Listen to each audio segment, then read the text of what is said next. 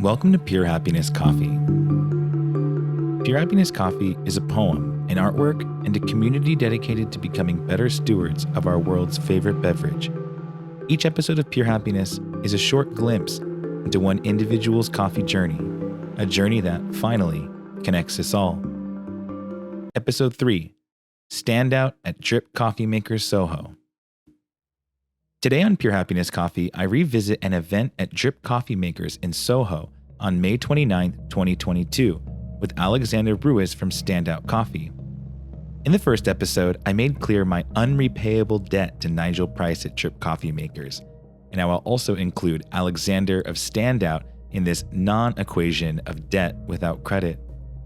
This might sound strange, and I'll explain a little bit more in a moment. Suffice it to say, Nigel Price started Drip Coffee Makers as a dream, as a project of passion, and as an alternative to an entirely different career trajectory he no longer found tolerable. For years, he integrated into the coffee community, learning everything he could about brewing and presenting superior coffee to the public. Many in New York City recall Drip's first iteration as a coffee cart. There was Nigel, out daily pounding the pavement, literally immersed in public space. For my money, it is this drive toward building community that characterizes Drip overall. It's just as much about engaging the social public in conversations about coffee and culture as it is about presenting excellent coffee. And I think it is this persistent spirit of taking the coffee shop's engagement with the social seriously that allows Nigel to have been one of the originators of the current wave of community-focused events in New York City. Indeed, it was at one of Drip's events that I first met Alexander Ruas of Standout Coffee, and it's likely on this podcast that you'll hear me repeat that, where I met important people in my journey, frequently occurred at Drip Coffee Makers. Now, I won't get too detailed into Standout Coffee's project here, but suffice it to say that Oscar Garberg and Alexander Ruas' Standout Coffee roasts and presents some of the most excellent coffee on the planet Earth, the kind that wins world competitions frequently. If you're interested in knowing what world-class coffee tastes like, I highly recommend signing up for their monthly subscription and checking out their podcast on YouTube, where they interview other very important coffee people in the competition scene, in specialty roasting, in coffee at the highest level. This bit of framing is just meant to demonstrate the unique wonder it was for me as a nascent coffee enthusiast to meet both Alexander Ruas of Standout and Nigel Price of Drip at the same time in the same place, a little like being in the same room with, say, John Coltrane and Django Reinhardt, or as I suggest, with Sun Ra and John Cage. And both of them have, in their ways, been so enthusiastic and encouraging about pure happiness that I do believe I owe them unrepayable or bad debt. Okay, what am I talking about? My notion of unrepayable debt comes from a collaborative book by poet and philosopher Fred Moten and social theorist Stefano Harney called The Undercommons. It's no great insight to say today that we live in an era many refer to as late capitalism, where, especially in the United States, the profit motive increasingly governs all aspects of our social institutions. Think of the way healthcare, education, and infrastructure function today in the United States, along with the entire nation's own ballooning debt. Many doctors and educators would agree that medicine and education do not function best when wholly submitted to market demands, and that's why there's regulations in place and other incentive structures to hopefully govern these entities differently. In the medical situation, consider the opiate crisis as a case in point. When medicine becomes governed by the profit motive, creating addictive drugs becomes incentivized in the market. In education, when the profit motive governs all decision-making, the consequence is a debt crisis that the President of the United States has made a fundamental part of his platform.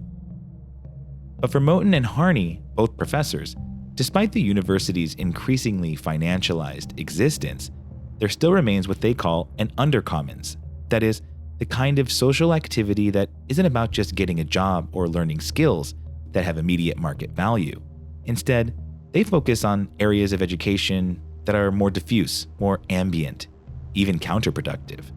Those moments of laughing and play, those secret reading groups that wily grad students start outside the classroom, and those quiet conversations that occur just before and just after class that lead to protest movements against violent university policies.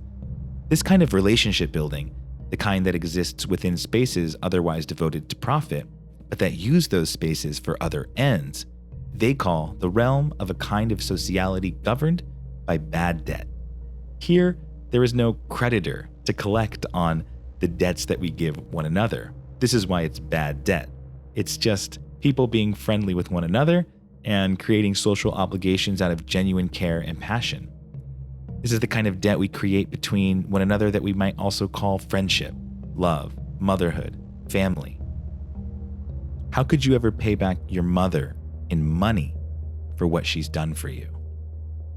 Newsflash, you can't. How could you pay your friends in money for their support and encouragement? The idea is ridiculous. How can you pay for an entire life? This last question, as absurd as it sounds to us today, is fundamental to profit and possession taken to its extreme. Indeed, this is partially what slavery was, the violent objectification of life into financial terms, wherein you could buy and sell a human being.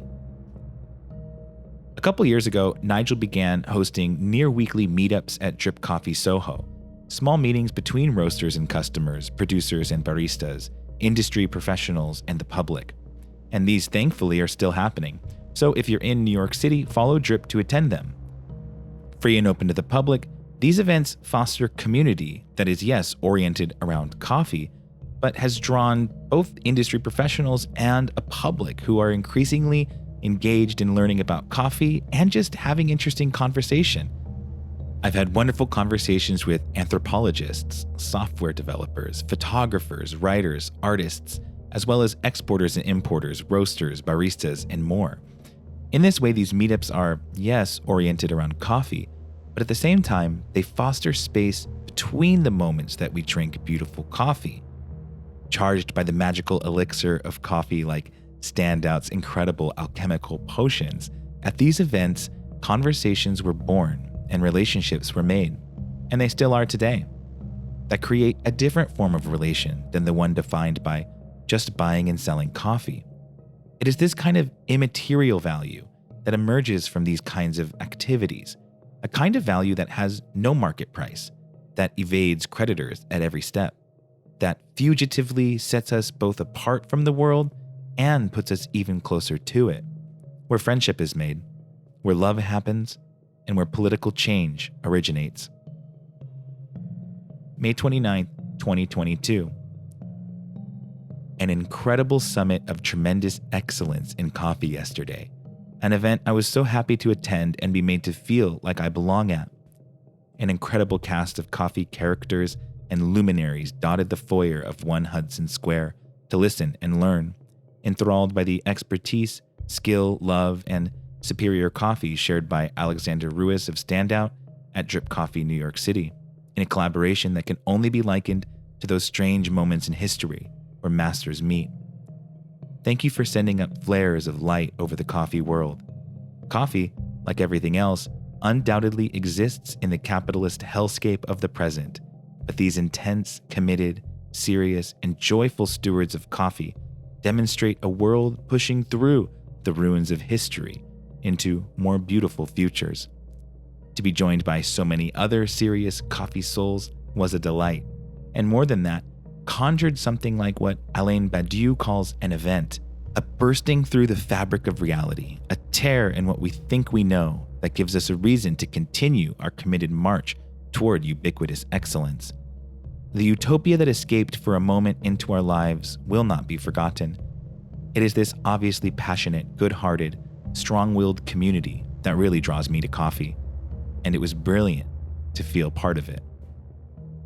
But oh, was the coffee good too. Words fail. Love. We might have shouted and danced. We might have hugged. We might have accidentally enacted a strange, beautiful ritual of pure happiness. A small band of enthusiastic and passionate people should never be underestimated. From this beautiful collection of coffee, something otherworldly emerged. like the extraordinary cosmic music produced when John Cage and Sun Ra met for a duel show in 1987 at none other than Coney Island, New York. Believe it. Giants of utopia, craft, care, and new worlds. If we learn anything from the 20th century, we could do worse than listening to those two, who, for a night, opened a wormhole to unknown music, secret pleasures, and radical realities. Yesterday, something like that happened, and the ripple of it radiates like spherical music forever.